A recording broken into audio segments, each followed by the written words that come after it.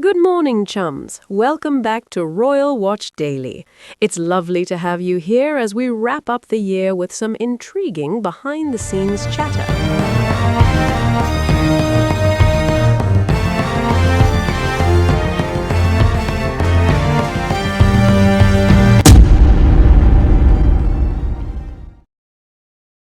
Organizers, even those involved in appearances, sharing details that don't always paint the couple in the most flattering light.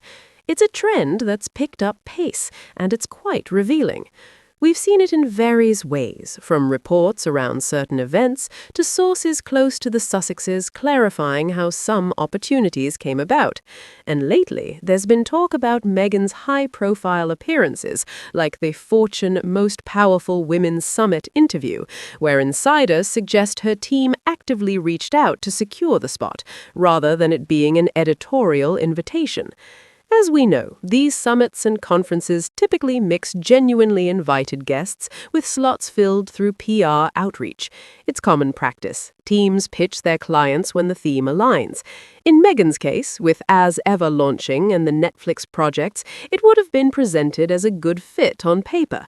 But what's interesting is how these details are emerging.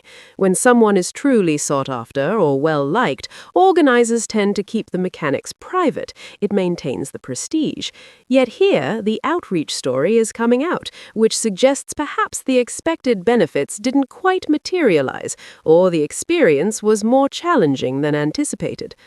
We've heard similar echoes with other events this year, suggestions of self-arranged or heavily pursued invitations, followed by reports that don't quite match the organic friendship narrative.